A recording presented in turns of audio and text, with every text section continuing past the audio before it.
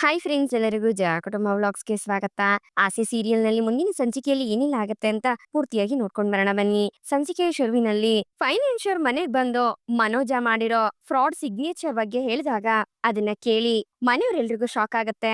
ಆಗ ರಂಗನಾಥ್ ಅವರು ಮನೋಜನ್ಗೆ ಚೆನ್ನಾಗಿ ಹೊಡಿತಾರೆ. ಹಾಗೆ ಫೈನಾನ್ಷಿಯರ್ ಹೋಗ್ಬೇಕಾದ್ರೆ, ನೋಡಿ ನನಗದೆಲ್ಲ ಗೊತ್ತಿಲ್ಲ, ನನಗೇನ್ ಬರ್ಬೇಕೋ ದುಡ್ಡು ಅದನ್ನ ಕೊಟ್ರೆ ಸರಿ, ಇಲ್ಲ ಅಂದ್ರೆ ನಾನು ಈ ಮನೆನ ಹರಾಜ್ಗಿಡ್ತೀನಿ ಅಂತ ಫೈನಾನ್ಷಿಯರ್ ಹೇಳ್ತಾನೆ.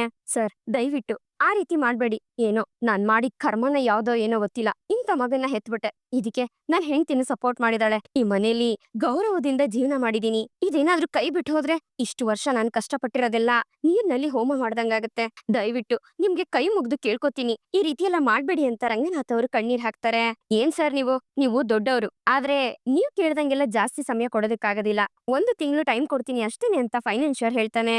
ಏನ್ ಸರ್, 1 ತಿಂಗಳಲ್ಲಿ ಇಷ್ಟು ದುಡ್ಡನ್ನ ಕಟ್ಟಕ್ಕಾಗತ್ತಾ? 1 ಲಕ್ಷನ 2 ಲಕ್ಷನ? 48 ಲಕ್ಷ ಹಾಗಂದ್ರೆ ಸುಮ್ನೆನಾ ಅಂತ ರಂಗನಾಥ್ ಅವ್ರು ಕೇಳ್ತಾರೆ. ನನ್ಗೆ 3 ತಿಂಗಳು ಟೈಮ್ ಕೊಡು, ಅಷ್ಟ್ರಲ್ಲಿ ನಾನು ಕ್ಲಿಯರ್ ಮಾಡ್ತೀನಿ ಅಂತ ಸೂರ್ಯ ಹೇಳ್ತಾನೆ. ಸರಿ ಆಯ್ತು, 3 ತಿಂಗಳು ಟೈಮ್ ಕೊಡ್ತೀನಿ, ಆದ್ರೆ ಅದ್ರ ಮೇಲೆ 1 ದಿವಸ ಹೆಚ್ಚಿಗಾದ್ರೂ ಈ ಮನೆನ ಹರಾಜ್ಗಿಡೋದಂತೂ ಗ್ಯಾರಂಟಿ ಅಂತ ಫೈನಾನ್ಷಿಯರ್ ಹೇಳ್ತಿರ್ತಾನೆ. ಹಾಗೆ ತಾನ್ ತಂದಿರೋ ಡಾಕ್ಯುಮೆಂಟ್ ನ ತಗೊಂಡ್ ಬಂದು ಸೂರ್ಯನ್ ಕೈಲಿ ಸೈನ್ ಮಾಡಿಸ್ಕೊತಾನೆ. ಇದ್ರಲ್ಲಿ ನೀನೊಬ್ಬನ್ ಸೈನ್ ಸಾಕಾಗೋದಿಲ್ಲ, ನಿನ್ ಹೆಂಡತಿ, ನಿಮ್ಮ ಅಪ್ಪ, ನಿಮ್ಮಮ್ಮ ಎಲ್ರು ಮಾಡ್ಬೇಕು ಅಂತ ಫೈನಾನ್ಷಿಯರ್ ಹೇಳಿ ಎಲ್ರ ಕೈಲಿ ಸೈನ್ ಮಾಡಿಸ್ತಾನೆ. ಹಾಗೆ ನಾನ್ ಬರ್ತೀನಿ ಅಂತ ಹೇಳಿ ಆ ಫೈನಾನ್ಷಿಯರ್ ಅಲ್ಲಿಂದ ಹೋದ್ಮೇಲೆ ವಿಶಾಲು ಅಲ್ಲಿಂದ ಹೋಗ್ತಿರ್ತಾಳೆ. ವಿಶಾಲು ನಿಂತ್ಕೋ ಅಂತ ಶಾಂತಿ ಕರ್ದಾಗ ವಿಶಾಲು ಅಲ್ಲೇ ನಿಲ್ತಾಳೆ. ಏನ್ ವಿಶಾಲು, ನಾವ್ ಯಾವತ್ತು 48 ಲಕ್ಷ ತಗೊಂಡಿದ್ವಿ, ಯಾಕೆ ರೀತಿ ಸುಳ್ಳು ಲೆಕ್ಕಾಚಾರ ಎಲ್ಲ ಬರ್ದಿದ್ದೀರಾ ಅಂತ ಶಾಂತಿ ಕೇಳ್ತಾಳೆ. ಅಯ್ಯೋ, ಇದ್ರಲ್ಲಿ ನಾನೇನ್ ಮಾಡಕ್ಕಾಗತ್ತೆ, ನಿಮ್ ಮಗನ್ಗೆ ದುಡ್ಡು ಬೇಕಾದಾಗೆಲ್ಲ ನೀವು ಅವ್ರ ಹತ್ರ ಹೋಗಿ ತಗೊಂಡಿದೀರಾ, ಅದನ್ನೆಲ್ಲ ಸೇರ್ಸಿನೇ ಅವ್ರು ಲೆಕ್ಕ ಮಾಡಿರೋದು. ಆದ್ರೆ ನಿಮ್ ಮಗನ್ ಕೈಲಿ ನಿಮ್ ಯಜಮಾನ್ರ ಸೈನ್ ನ ಫೋರ್ಜರಿ ಮಾಡ್ಸಿದ್ರಲ್ಲ, ಹೇಳ್ಬೇಕು ಅಂದ್ರೆ ನೀವೇ ಎಲ್ರನ್ನು ಯಾಮಾರ್ಸಿದ್ರದು ಅಂತ ಹೇಳಿ ವಿಶಾಲು ಶಾಂತಿ ಮೇಲೆ ಆರೋಪ ಮಾಡಿ ಅಲ್ಲಿಂದ ಹೊರಟೋಗ್ತಾಳೆ. ಏನ್ ಇವಳು ಅವತ್ತು ಸೈನ್ ಮಾಡು ಅಂತ ಹೇಳ್ದವಳೆ, ಇವಳು ಇವಾಗ ಎಲ್ಲ ಆರೋಪನು ನನ್ ಮೇಲೆ ಮಾಡ್ತಿದ್ದಾಳಲ್ಲ ಅಂತ ಶಾಂತಿ ಶಾಕ್ ಅಲ್ಲೇ ನೋಡ್ತಿರ್ತಾಳೆ. ರೀ, ಅದು ಅಂತ ಶಾಂತಿ ರಂಗನಾಥ್ ಅವ್ರ ಹತ್ರ ಮಾತಾಡಕ್ಕೆ ಅಂತ ಹೋದಾಗ ರಂಗನಾಥ್ ಅವರು ಶಾಂತಿ ಕಪಾಳಕ್ಕೆ ಹೊಡಿತಾರೆ. ಇನ್ನೊಂದು ಮಾತಾಡಿದ್ರು ನೀನಿನ್ನ ಕೊಂದ್ ಹಾಕ್ಬಿಡ್ತೀನಿ ಕಣೆ ಮನೆ ಹಾಳಿ. ಈ ಮನೆನ ಅಡ ಇಟ್ಟಿಲ್ಲ ಕಣೆ ನೀನು, ನನ್ ಮಾನ ಮರ್ಯಾದೆ ಗೌರವ ಎಲ್ಲದನ್ನೂ ಸೇರ್ಸಿ ಅಡ ಇಟ್ಬಿಟ್ಟಿದ್ಯಾ. ನನ್ ಸೈನ್ನೆ ಫೋರ್ಜರಿ ಮಾಡಿ ನನ್ ಬೆನ್ಗೆ ಚೂರಿ ಹಾಕ್ಬಿಟ್ರಲ್ಲೇ, ನಿನ್ನಿಂದ ಮನೋಜನಿಂದ ಈ ಸಾಲ ಇವಾಗ ಸೂರ್ಯನ್ ತಲೆ ಮೇಲ್ ಬಿದ್ದಿದೆ ಕಣೆ. ನಿಮ್ಮಿಂದಾಗಿ ಆ ಹುಡ್ಗ ಇನ್ನೆಷ್ಟು ಅಂತ ನೋವು ಅನ್ಭವಿಸ್ಬೇಕು ಅಂತ ರಂಗನಾಥ್ ಅವರು ಬೈತಾರೆ. ಅಪ್ಪಯ್ಯ, ಹೋಗ್ಲಿ ಬಿಡು ಅಪ್ಪಯ್ಯ, ನನ್ನನ್ನ ನಂಬಪ್ಪ, ನಾನ್ ಆ ಸಾಲನೆಲ್ಲ ತೀರಿಸ್ತೀನಿ ಅಂತ ರಂಗನಾಥ್ಗೆ ಸೂರ್ಯ ಹೇಳ್ತಾನೆ. ಯಾರನ್ನು ನಂಬ್ಲಿ, ಬೇರೆ ಇನ್ಯಾರನ್ನಪ್ಪ ನಾನ್ ನಂಬೋದಕ್ಕಾಗತ್ತೆ? ನೀನು ಮತ್ತೆ ಮೀನಾ ಬಿಟ್ರೆ ಈ ಮನೇನ ಯಾರಿಂದನೂ ಕಾಪಾಡೋದಕ್ಕೆ ಸಾಧ್ಯ ಇಲ್ಲ. ನಿಮ್ಮಿಬ್ರ ಮೇಲೆ ನನಗೆ ನಂಬಿಕೆ ಇದೆ, ಆದ್ರೆ ಒಂದ್ ಮಾತಂತೂ ಸತ್ಯ, ನಾನು 3 ಜನ ಗಂಡ್ಮಕ್ಳನ್ನ ಒಂದೇ ಸಮವಾಗಿ ನೋಡ್ತೀನಿ, 3 ಜನಕ್ಕೂ ಆಸ್ತಿಲಿ ಭಾಗ ಇದೆ ಅಂತಾನು ಹೇಳಿದೀನಿ. ಆದ್ರೆ ಇನ್ಮೇಲೆ ಹೇಳ್ತಾ ಇದೀನಿ ಕೇಳಿ, ಈ ಮನೇಲಿ ಸೂರ್ಯ ಮತ್ತೆ ರವಿಗ್ ಬಿಟ್ರೆ ಇನ್ಯಾರಿಗೂ ನಾನ್ ಭಾಗ ಕೊಡೋದಿಲ್ಲ ಅಂತ ರಂಗನಾಥ್ ಅವರು ಹೇಳ್ತಾರೆ. ಅದನ್ನ ಕೇಳಿ ಮನೋಜ ಮತ್ತೆ ಶಾಂತಿಗೆ ಶಾಕ್ ಆಗತ್ತೆ.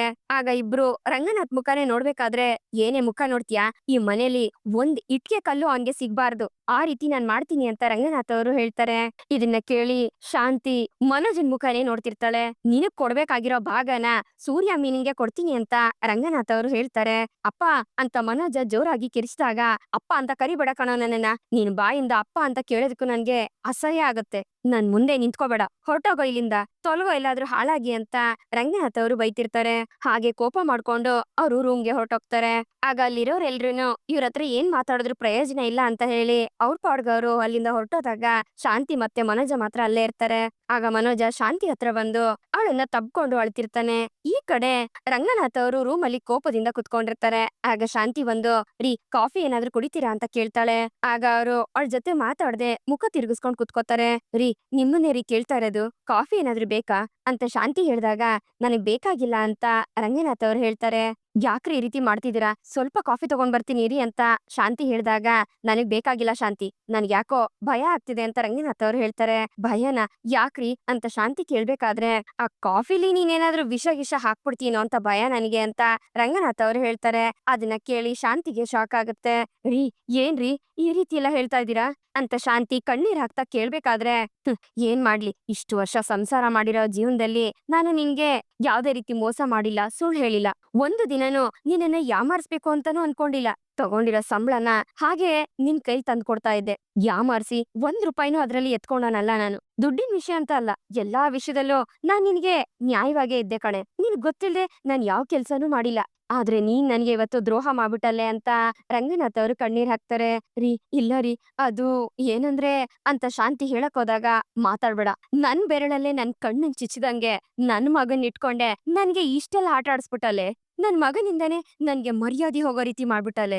ಅವನು ನನ್ಗೆ ಮೋಸ ಮಾಡೋ ರೀತಿ ಮಾಡ್ಬಿಟ್ಟೆ ನೀನು. ನಿನಗ್ ಗೊತ್ತಿಲ್ದಿದ್ದಂಗೇನು ನೀನು ಸೈನ್ ಮಾಡಿರ್ಲಿಲ್ಲ ಅಲ್ವಾ? ನೀನ್ ಕೊಟ್ಟಿರೋ ಧೈರ್ಯ ಸಲುಗೆಯಿಂದಾನೆ ಕಣೆ ಅವನು ಇಂಥ ದೊಡ್ಡ ನಿರ್ಧಾರನ ಮಾಡಿದಿದ್ದು. ಅವನು ಬರೀ ನನ್ನ ಸೈನ್ ನ ಫೋರ್ಜರಿ ಮಾಡ್ಲಿಲ್ಲ, ನಮ್ ಜೀವನನೇ ಬದ್ಲಾಯಿಸೋ ಅಂತ ಸೈನ್ ಮಾಡ್ಬಿಟ್ಟ ಅಂತ ರಂಗನಾಥ್ ಅವರು ಕಣ್ಣೀರ್ ಹಾಕ್ತಾರೆ.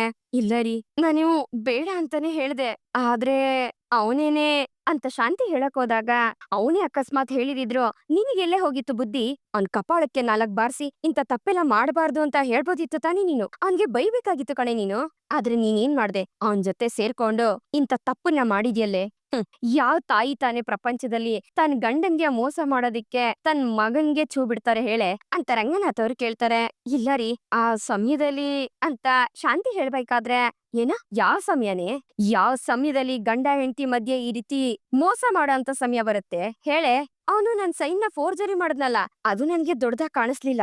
ಆದ್ರೆ ನೀನ್ ಅವನ್ಗೆ ಸಪೋರ್ಟ್ ಆಗಿದ್ದಲ್ಲ, ಅದು ಅದು ನನ್ನನ್ನ ಚುಚ್ಚಿ ಚುಚ್ಚಿ ಸಾಯಿಸ್ತಾ ಇದೆ ಅಂತ ಹೇಳ್ಕೊಂಡು ರಂಗನಾಥ್ ಅವರು ಬೇಜಾರ್ ಮಾಡ್ಕೋತಾರೆ. ತಪ್ಪು ರೀ, ನಾನ್ ಮಾಡಿರೋದು ತಪ್ಪು, ದಯವಿಟ್ಟು ನನ್ನನ್ನ ಕ್ಷಮಿಸ್ಬಿಡಿ ಅಂತ ಶಾಂತಿ ಕಣ್ಣೀರ್ ಹಾಕ್ತಾ ಕೈ ಮುಗ್ದು ರಂಗನಾಥ್ ಅವ್ರ ಹತ್ರ ಕೇಳ್ತಾಳೆ. ಹಾಗೆ ರಂಗನಾಥ್ನ ಸಮಾಧಾನ ಮಾಡೋದಿಕ್ಕೆ ಅಂತ ಶಾಂತಿ ಅವ್ರ ಹೆಗ್ಲ ಮೇಲೆ ಕೈ ಹಾಕೋದಕ್ ಹೋದಾಗ ರಂಗನಾಥ್ ಅವರು ಕೋಪ ಮಾಡ್ಕೊಂಡು ಅವಳ ಕೈನ ಕಿತ್ತಿ ಎಸಿತಾರೆ. ಛೀ, ನನ್ನನ್ನ ಮುಟ್ಬೇಡ ನೀನು ಅಂತ ರಂಗನಾಥ್ ಅವರು ಹೇಳಿದಾಗ ಅದನ್ನ ಕೇಳಿ ಶಾಂತಿ ಅಳ್ತಿರ್ತಾಳೆ. ತುಂಬಾ ಕುಟುಂಬದಲ್ಲಿ ನಾನ್ ನೋಡಿದೀನ್ ಕಣೆ, ಅಪ್ಪ ಮಗನ್ಗೆ ಸಮಸ್ಯೆ ಅಂತ ಬಂದಾಗ ತಾಯಿ ಆದವಳು ಈ ಕಡೆ ಮಗನ್ ಕಡೆ ಸಪೋರ್ಟ್ ಮಾಡ್ಲಾ ಅಥವಾ ಗಂಡನ್ ಸಪೋರ್ಟ್ ಮಾಡ್ಲಾ ಅಂತ ಒದ್ದಾಡೋದನ್ನ ನೋಡಿದೀನಿ. ಆಗ ಎರಡು ಕಡೆನೂ ಸಮಾಧಾನ ಮಾಡೋದಿಕ್ಕೆ ಆಕೆ ಪ್ರಯತ್ನ ಪಟ್ಟಿರೋದು ನೋಡಿದೀನಿ. ಆದ್ರೆ ನೀನು 100% ನಿನ್ ಮಗನ್ ಕಡೆನೆ ಹೊರಟೋದೆಲ್ಲೆ. 1% ಆದ್ರೂ ನನ್ ಬಗ್ಗೆ ಯೋಚನೆ ಬರ್ಲಿಲ್ವಾ ನಿನ್ಗೆ? ನೋಡು, ಅವ್ನು ಒಳ್ಳೆ ಕೆಲ್ಸ ಮಾಡಿದ್ರೆ ಅವ್ನ್ಗೆ ಸಪೋರ್ಟ್ ಮಾಡು, ಬೇಡ ಅಂತ ನಾ ಹೇಳೋದಿಲ್ಲ. ಆದ್ರೆ ಅವನು ಒಬ್ಬ ಮೋಸ್ಗಾರ, ದ್ರೋಹಿ ಆಗೋದಿಕ್ಕೆ ನೀನು ಕಾರಣ ಆಗಿದ್ಯಾ ಕಣೆ. ಈಗ ನನ್ಗೆ ಅರ್ಥ ಆಗ್ತಿದೆ ಕಣೆ. ಮನೋಜ ಚಿಕ್ಕ ವಯಸ್ಸಿಂದನೂ ಹೀಗೆ ಇದ್ದಾನೆ. ಅವನಿಂದ ಸೂರ್ಯನ್ ಜೀವನಕ್ಕೆ ಕಳಂಕ ಹತ್ಕೊಂಡಿದೆ. ಇದೆಲ್ಲ ಹೇಳಿದ್ರು ನಿನ್ಗೆ ಅರ್ಥ ಆಗಲ್ಲ ಬಿಡು. ಯಾಕಂದ್ರೆ ಮನೋಜ ಇಷ್ಟ್ರ ಮಟ್ಟಿಗೆ ಹಾಳಾಗೋದಿಕ್ಕೆ ಕಾರಣ ನೀನೇ ಕಣೆ. ಬರೇ ಸುಳ್ಳು, ಮೋಸ, ಓದುತ್ತೀನಿ ಅಂತ ದುಡ್ಡು ತಗೊಂಡು ಅವ್ನ್ ಇಷ್ಟ ಬಂದಂಗೆ ಖರ್ಚು ಮಾಡಿದಾನೆ. ಆಗ್ಲೂ ನೀನ್ ಅವ್ನ್ಗೆ ಒಂದ್ ಮಾತನ್ನು ಬೈದಿಲ್ಲ. ಮನೋಜನ್ ಮದ್ವೆ ದಿವ್ಸ ನನ್ಗ್ ಬಂದಿದ್ ದುಡ್ಡನ್ನ ಎತ್ಕೊಂಡು ಯಾವ್ದೋ ಹುಡುಗಿ ಜೊತೆ ಓಡೋಟೋದ.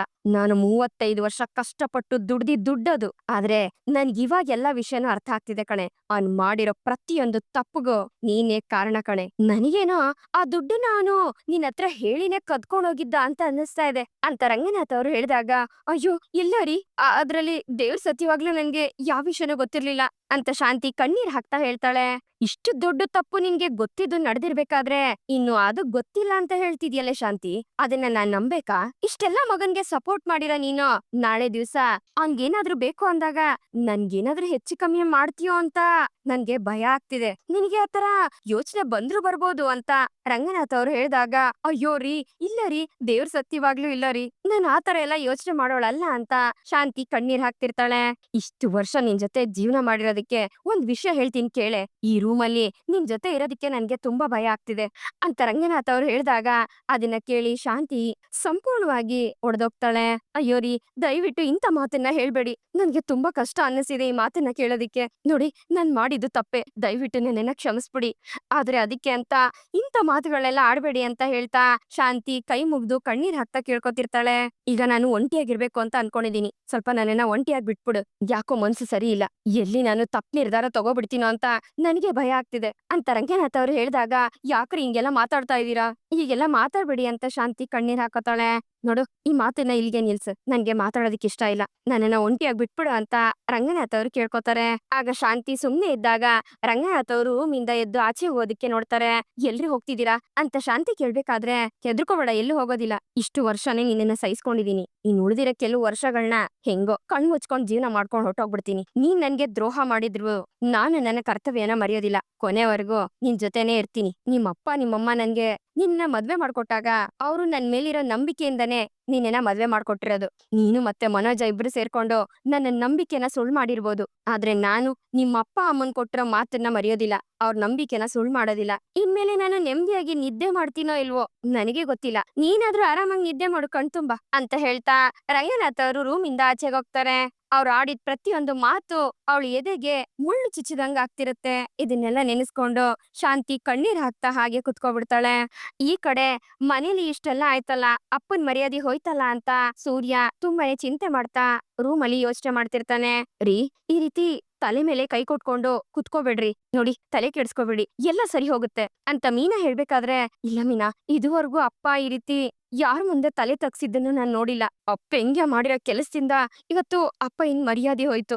ಓದಿದ್ ದಪ್ಪಾಕಿದ್ದಾನಂತೆ, ಹೆತ್ತಿರೋ ತಂದೆ ಕಣ್ಣಲ್ಲೇ ನೀರ್ ಹಾಕಿಸ್ತಾನಲ್ಲ, ಇವನು ಉದ್ಧಾರ ಆಗ್ತಾನ ಅಂತ ಸೂರ್ಯ ಹೇಳ್ಬೇಕಾದ್ರೆ, ನೋಡ್ರಿ ಆಗಿದ್ದಾಗೋಯ್ತು. ಇವಾಗ ದುಡ್ಡನ್ನ ತೀರಿಸ್ತೀವಿ ಅಂತ ನಾವೇ ಮಾತ್ ಕೊಟ್ಟಿದೀವಲ್ವಾ, ಅಷ್ಟೇ ಯಾಕೆ ಮಾವನ ನಮ್ ಮೇಲೆ ನಂಬಿಕೆ ಇಟ್ಟಿದ್ದಾರೆ. ಈಗ ಈ ಸಮಸ್ಯೆನ ನಾವ್ ಹೇಗ್ ಬಗೆಹರಿಸ್ಬೇಕು ಅನ್ನೋದ್ರ ಬಗ್ಗೆ ನಾವ್ ಯೋಚನೆ ಮಾಡ್ಬೇಕಲ್ವಾ. ಅದನ್ ಬಿಟ್ಟು ತಲೆ ಮೇಲ್ ಕೈ ಹೊತ್ಕೊಂಡ್ ಕುತ್ಕೊಂಡ್ರೆ ಎಲ್ಲ ಸರಿ ಹೋಗ್ಬಿಡತ್ತಾ ಹೇಳಿ ಅಂತ ಮೀನಾ ಕೇಳ್ತಾಳೆ. ನೀನ್ ಹೇಳೋದು ಕರೆಕ್ಟೇ ಕಣಮ್ಮ, ಇಷ್ಟು ಬೇಗ ನಾನು ಸೋಲ್ ಒಪ್ಕೊಳ್ಳೋದಿಲ್ಲ. ಅಪ್ಪನ ಪರಿಸ್ಥಿತಿ ನೋಡಿದ್ನಲ್ಲ, ಅದಕ್ಕೆ ಯಾಕೋ ಮನ್ಸಿಗೆ ನೋವಾಯ್ತು. ಸರಿ ಬಿಡು, ನೆಕ್ಸ್ಟ್ ಏನ್ ಮಾಡೋಣ ಅದ್ರ ಬಗ್ಗೆ ಯೋಚನೆ ಮಾಡೋಣ ಅಂತ ಹೇಳ್ತಾ ಸೂರ್ಯ ಮೀನನ್ನ ಕೂರ್ಸ್ಕೊಂಡು ಒಂದು ಡೈರಿನ ತಗೋತಾನೆ. ನೋಡು ಮೀನಾ, ಇದು ಬರೀ ಡೈರಿ ಅಲ್ಲ, ನಮ್ ಕುಟುಂಬದ ಹಣೆ ಬರಹನ ಬದ್ಲಾಯಿಸೋಂತ ಡೈರಿ ಆಗಿರತ್ತೆ. ಇದ್ರಲ್ಲಿ ನಾವು ಲೆಕ್ಕಾಚಾರನ ಹಾಕಿ ಬರ್ದಿಡ್ಬೇಕು. 48 ಲಕ್ಷ ಅಂದ್ರೆ ಸುಮ್ನೆ ಅಲ್ಲ. ಹೇಳ್ಬೇಕು ಅಂದ್ರೆ ಅದು ನಮ್ಗೆ ದೊಡ್ಡ ಬೆಟ್ಟ ಇದ್ದಂಗೆ. ಯಾರ ಸಹಾಯನೂ ಇಲ್ದೆ, ಯಾರ್ ಜೊತೆಗೂ ಇಲ್ದೆ ನಾವ್ ಅದನ್ನ ಹತ್ಲೇಬೇಕು ಅಂತ ಸೂರ್ಯ ಹೇಳ್ತಾನೆ. ಹೌದು ರೀ, ಹೇಗಾದ್ರೂ ಮಾಡಿ ನಾವು ದುಡ್ಡನ್ನ ಕೂಡ ಹಾಕಿ ಈ ಮನೇನ ಬಿಡಿಸ್ಕೊಳ್ಳೇಬೇಕು ಅಂತ ಮೀನಾ ಹೇಳ್ತಿರ್ತಾಳೆ. 1 ವರ್ಷ ಟೈಮ್ ಕೇಳ್ದೆ, ಆದ್ರೆ ಅವನು ಕೊಡೋದಿಲ್ಲ ಅಂತ ಹೇಳ್ಬಿಟ್ಟ. 3 ತಿಂಗಳು ಟೈಮ್ ಕೊಟ್ಟಿದ್ದಾನೆ ಅಂತ ಸೂರ್ಯ ಹೇಳಿದಾಗ, ಏನ್ರಿ ಮಾಡೋದು, ನಮ್ಗೆ ಅಂತ ಒಂದ್ ರೂಮ್ ಕಟ್ಕೊಳ್ಳೋಣ ಅಂತ 1 ವರ್ಷದ ಮೇಲೆಯಿಂದ ನಾವು ಪ್ರಯತ್ನ ಪಡ್ತಾನೆ ಇದೀವಿ. ಅದಕ್ಕೆ ದುಡ್ಡನ್ನ ಹೊಂದಿಸಕ್ಕಾಗ್ತಿಲ್ಲ. ಅಂತದ್ರಲ್ಲಿ 3 ತಿಂಗಳಲ್ಲಿ 48 ಲಕ್ಷನ ಹೇಗ್ರಿ ನಾವ್ ಹೊಂದ್ಸೋದು ಅಂತ ಮೀನಾ ಕೇಳ್ತಾಳೆ. ಆಗತ್ತಮ್ಮ, ಆಗತ್ತೆ, ಖಂಡಿತ ಆಗತ್ತೆ. ಇದನ್ನ ಮಾಡ್ಲೇಬೇಕು ಅಂತ ನಾವು ಧೈರ್ಯ ಮಾಡಿ ನಿಂತ್ರೆ ನಮ್ಮಿಂದ ಇದು ಖಂಡಿತ ಸಾಧ್ಯ ಕಣಮ್ಮ. ಸ್ಟ್ರಾಂಗ್ ಆಗಿರೋ ಕಲ್ಲೇನೆ ಸಮುದ್ರದ ಅಲೆಗಳು ಸ್ವಲ್ಪ ಸ್ವಲ್ಪನೇ ಕರಗ್ಸೋದಿಲ್ವಾ, ಅದೇ ತರನೇ ಚಿಕ್ಕ ಚಿಕ್ಕದಾಗಿ ಕೂಡಾಕೋದಿಕ್ಕೆ ಶುರು ಮಾಡೋಣ. ಖಂಡಿತ ಇದು ಸಾಧ್ಯ ಅಂತ ಸೂರ್ಯ ಹೇಳ್ತಾನೆ. ನೋಡ್ರಿ, ನೀವ್ ಕೊಡ್ತಾ ಇರೋ ಈ ನಂಬಿಕೆನೆ ನಮಗ್ ಸಾಕುರಿ. ಖಂಡಿತ ನಮ್ಮಿಂದ ಇದು ಸಾಧ್ಯ ಅಂತ ನನ್ಗೆ ನಂಬಿಕೆ ಬರ್ತಾ ಇದೆ ಅಂತ ಮೀನಾ ಹೇಳ್ತಾಳೆ. ಸರಿ ಆಯ್ತಮ್ಮ, ಇವಾಗ ಒಂದ್ ಪ್ಲಾನ್ ಮಾಡೋಣ, ಎಲ್ಲಿಂದ ಶುರು ಮಾಡೋಣ ಹೇಳು ಅಂತ ಸೂರ್ಯ ಹೇಳ್ತಾನೆ. ರೀ, ಮೊದ್ಲು ನಮ್ ಕೈಲಿ ಏನಿದೆ ಅಂತ ನೋಡೋಣ ಅಂತ ಮೀನಾ ಹೇಳಿದಾಗ, ನಮ್ ಕೈಲಿ ಇನ್ನೇನಿದೆ, 10 ಬೆರಳಿದೆ ಅಷ್ಟೇನೆ ಅಂತ ಸೂರ್ಯ ಹೇಳಿದಾಗ, ಅದ್ರ ಜೊತೆಗೆ ನಂಬಿಕೆನೂ ಇದೆ ರೀ ಅಂತ ಮೀನಾ ಸೂರ್ಯನ್ ಕೈ ಹಿಡ್ಕೊಳ್ತಾಳೆ. ನೋಡ್ರಿ, ನಮ್ ಹತ್ರ ಇರೋ ದುಡ್ಡನ್ನ ಮೊದ್ಲು ಲೆಕ್ಕಾಚಾರ ಮಾಡಿ ನಮ್ ತಲೆ ಮೇಲಿರೋ ಭಾರನ ಹೇಗ್ ಇಳಿಸ್ಕೊಳ್ಳೋದು ಅಂತ ನೋಡೋಣ ಅಂತ ಮೀನಾ ಹೇಳಿದಾಗ, ಇವಾಗ ನಮ್ ಹತ್ರ ಎಷ್ಟ್ ದುಡ್ಡಿದೆ ಅಂತ ಸೂರ್ಯ ಕೇಳ್ತಾನೆ. ನೋಡ್ರಿ, ಇವಾಗ ನೀವು ಕೊಡ್ಸಿರೋ ಈ ಚೈನ್ ನ ನಾಳೆ ಮಾರ್ಬಿಡೋಣ. ಅಬ್ಬಬ್ಬಾ ಅಂತಂದ್ರೆ ಒಂದ್ 5 ಲಕ್ಷನಾದ್ರೂ ಸಿಕ್ಕೇ ಸಿಗುತ್ತೆ. ಅದನ್ನ ಫೈನಾನ್ಷಿಯರ್ ಹತ್ರ ಕೊಟ್ಬಿಡೋಣ. 48 ಲಕ್ಷದಲ್ಲಿ 5 ಲಕ್ಷ ಕಡಿಮೆ ಆಗತ್ತೆ ಅಲ್ವೇನ್ರಿ ಅಂತ ಮೀನಾ ಹೇಳಿದಾಗ ಸೂರ್ಯ ಕಣ್ಣೀರ್ ಹಾಕ್ತಿರ್ತಾನೆ. ಯಾಕ್ರಿ ಅಂತ ಮೀನಾ ಕೇಳ್ಬೇಕಾದ್ರೆ, ಸಕ್ರೆಗೆ ಚಾಲೆಂಜ್ ಮಾಡಿ ನನ್ ಗಂಡ ಚೈನ್ ತಕೊಡೋವರ್ಗು ಚೈನ್ ಹಾಕೊಳಲ್ಲ ಅಂತ ಹೇಳ್ದೆ. ಇವಾಗ ನಾನು ಕಷ್ಟಪಟ್ಟು ನಿನ್ಗೆ ಚೈನ್ ಮಾಡಿಸ್ಕೊಟ್ಟಿದೀನಿ. ಇವಾಗ ಅದನ್ನ 1 ದಿವ್ಸನೂ ಇಟ್ಕೊಳಂತ ಪುಣ್ಯ ನನ್ಗಿಲ್ವಲ್ಲ ಅಂತ ಸೂರ್ಯ ಕಣ್ಣೀರ್ ಹಾಕ್ತಿರ್ತಾನೆ. ನೋಡ್ರಿ, ಚಿನ್ನ ಅಂತ ನೀವಿರ್ಬೇಕಾದ್ರೆ ಈ ಚಿನ್ನದ ಮೇಲೆ ನನ್ಗೆ ಯಾಕೆ ಆಸೆ ಹೇಳಿ ಅಂತ ಮೀನಾ ಹೇಳ್ತಾಳೆ. ಅದನ್ನ ಕೇಳಿ ಸೂರ್ಯನ್ಗೆ ಏನ್ ಹೇಳ್ಬೇಕು ಅಂತ ಗೊತ್ತಾಗ್ದೆ ಮೀನನ್ನ ತಬ್ಕೊಂಡು ಅಳ್ತಿರ್ತಾನೆ. ಮೀನಾ ಸೂರ್ಯನ ಸಮಾಧಾನ ಮಾಡ್ತಿರ್ತಾಳೆ. ಹಾಗೆ ಇಬ್ರು ಯಾವ ರೀತಿ ದುಡ್ಡನ್ನ ಕೂಡ ಹಾಕ್ಬೇಕು, ಹೇಗ್ ಇದ್ ಮಾಡ್ಬೇಕು ಅಂತ ಡೈರಿಲಿ ಬರ್ಕೊಂಡು ಅದ್ರ ಬಗ್ಗೆನೇ ಯೋಚನೆ ಮಾಡ್ತಿರ್ತಾರೆ. ಈ ಕಡೆ ಬೆಳಗ್ಗೆ ಎದ್ದಿದ ತಕ್ಷಣನೇ ಮೀನಾ 1 ಸೆಕೆಂಡ್ ವೇಸ್ಟ್ ಮಾಡದೆ ಹೂ ಕಟ್ಟೋದು, ಹೂ ಮಾರೋದ್ರ ಬಗ್ಗೆನೆ ಓಡಾಡ್ಕೊಂಡು ಎಲ್ರಿಗೂ ಹೂ ಕೊಟ್ಟು, ಹೂವ ಕಟ್ಟಿರೋದನ್ನ ಇನ್ನೊಬ್ರಿಗೆ ತಗೊಂಡೋಗ್ ಕೊಟ್ಟು ಈ ರೀತಿ ಕಷ್ಟ ಪಡ್ತಿದ್ರೆ, ಆ ಕಡೆ ಸೂರ್ಯ ಅವನು ಸಹ 1 ಸೆಕೆಂಡ್ ವೇಸ್ಟ್ ಮಾಡದೆ ಬರೋ ಟ್ರಿಪ್ಗಳು ಯಾವ್ದನ್ನು ಬೇಡ ಅಂತ ಹೇಳ್ದೆ ಎಲ್ಲಾ ಟ್ರಿಪ್ಗಳನ್ನು ಅಟೆಂಡ್ ಮಾಡ್ತಿರ್ತಾನೆ. ಸೂರ್ಯ ಮೀನಾ ಇಬ್ರುನು ಕಷ್ಟ ನಷ್ಟ ಏನು ನೋಡ್ದೆ ಊಟ ನೀರು ಎಲ್ಲ ಬಿಟ್ಟು ಮನೇನ ಬಿಡಿಸ್ಕೊಳ್ಳೋದಕ್ಕೋಸ್ಕರ ಅಂತ ತುಂಬಾನೇ ಕಷ್ಟಪಟ್ಟು ಕೆಲಸ ಮಾಡ್ತಿರ್ತಾರೆ. ಸೂರ್ಯ ಹೊಟ್ಟೆ ಹಸ್ವಾಗ್ತಿದೆ, ಊಟ ಮಾಡೋಣ ಅಂತ ನೋಡಿದ್ರುನು ಜೇಬಲ್ಲಿ ಎಲ್ಲ 500 ರೂಪಾಯಿ ನೋಟ್ಗಳೇ ಇರುತ್ತೆ. ಅದನ್ನ ಮುರ್ಸಿದ್ರೆ ಎಲ್ಲ ಚಿಲ್ರೆ ಆಗ್ಬಿಡುತ್ತಲ್ಲ, ಬೇಡ ಅಂತ ಹೇಳಿ ಹೋಟ್ಲ್ ಹತ್ರ ಹೋಗಿದ್ರುನು ಅಲ್ಲಿ ನೀರ್ ಕುಡ್ದು ಸೂರ್ಯ ವಾಪಸ್ ಬರ್ತಿರ್ತಾನೆ. ಈ ಕಡೆ ಮೀನಾ ಕೂಡ ಇಷ್ಟೆಲ್ಲ ಕೆಲ್ಸ ಮಾಡ್ಕೊಂಡೆ ಸಂಘಕ್ ಹೋಗಿ ಅಲ್ಲಿ ವ್ಯವಹಾರನು ನೋಡ್ಕೋತಿರ್ತಾಳೆ. ಅಷ್ಟ್ರಲ್ಲಿ ಹೂ ಕಟ್ಟೋ ಅಕ್ಕಂದ್ರೆಲ್ಲ ಅಲ್ಲಿಗ್ ಬಂದು ಗೌರ್ಮೆಂಟ್ ಕಡೆಯಿಂದ ಅರೇಂಜ್ ಮಾಡಿರೋ ಫಂಕ್ಷನ್ಗೆ ಕಂಪ್ಲೀಟ್ ಆಗಿ ಮೀನಾ ಇರೋ ಸಂಘಕ್ಕೆನೆ ಆರ್ಡರ್ ಬಂದಿರುತ್ತೆ. ಅದನ್ನ ಕೇಳಿ ಮೀನಿಗೆ ತುಂಬಾನೇ ಖುಷಿ ಆಗತ್ತೆ. ಅಕ್ಕ, ಇದು ಎಷ್ಟು ದೊಡ್ಡ ಆರ್ಡರ್ ಗೊತ್ತಾ, ಇದರಿಂದ ತುಂಬಾನೇ ಪ್ರಾಫಿಟ್ ಬರುತ್ತೆ, ನಿಮ್ಮೆಲ್ರಿಗೂ ಹೆಲ್ಪ್ ಆಗುತ್ತೆ ಅಂತ ಮೀನಾ ಹೇಳ್ಬೇಕಾದ್ರೆ, ನೋಡು ಮೀನಾ, ನೀನು ಮತ್ತೆ ಸೂರ್ಯ ಅಣ್ಣ ಇಬ್ರು ಎಷ್ಟು ಕಷ್ಟ ಪಡ್ತಿದೀರಾ ಅಂತ ನಾವು ನೋಡ್ತಾ ಇದೀವಿ.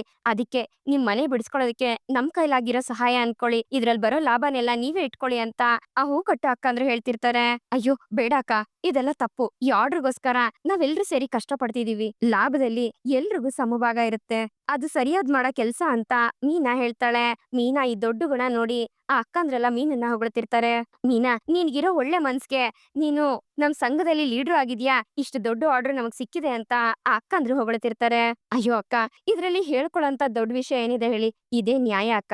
ಒಬ್ಳು ಲೀಡ್ರ್ ಅಂದ್ರೆ ಎಲ್ರಿಗಿಂತ ತಾನೇ ಮೇಲು ಅಂತ ಅನ್ಕೋಬಾರ್ದು.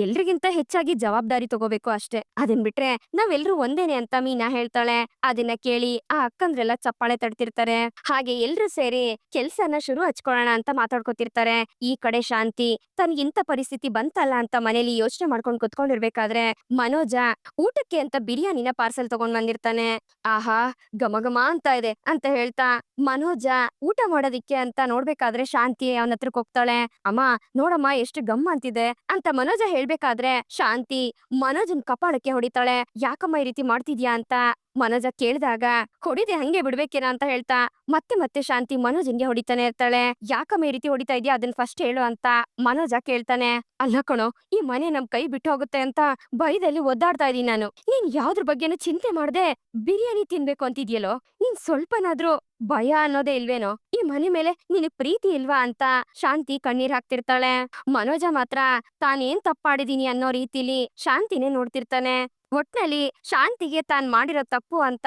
ಇವಾಗ್ಲಾದ್ರೂ ಅರ್ಥ ಆಗ್ತಾ ಇದೆ. ಇನ್ಮೇಲಾದ್ರೂ ಸೂರ್ಯನ್ ಒಳ್ಳೆ ಗುಣ, ಸೂರ್ಯನ್ ಒಳ್ಳೆ ಮನ್ಸು, ಮೀನನ್ ಒಳ್ಳೆ ಮನ್ಸು ಶಾಂತಿಗೆ ಅರ್ಥ ಆಗತ್ತಾ ನೋಡ್ಬೇಕು. ಇಲ್ಲಿಗೆ ಈ ಒಂದು ಸಂಚಿಕೆ ಮುಗಿಯುತ್ತೆ. ಈ ಸಂಚಿಕೆ ನಿಮ್ಗೆ ಇಷ್ಟ ಆಗಿದೆ ಅಂತ ಅನ್ಕೊಳ್ತೀನಿ. ಇಷ್ಟ ಆಗಿದ್ರೆ ದಯವಿಟ್ಟು ಲೈಕ್ ಮಾಡಿ. ಹಾಗೆ ಹೇಗಿತ್ತು ಅನ್ನೋದನ್ನ ಕಮೆಂಟ್ ಮೂಲಕ ತಿಳಿಸಿ. ಮತ್ತೆ ಮುಂದಿನ ಸಂಚಿಕೆಯೊಂದಿಗೆ ನಿಮ್ಮನ್ನ ಭೇಟಿ ಆಗ್ತೀನಿ. ಅಲ್ಲಿವರೆಗೂ Tata, bye bye, take care.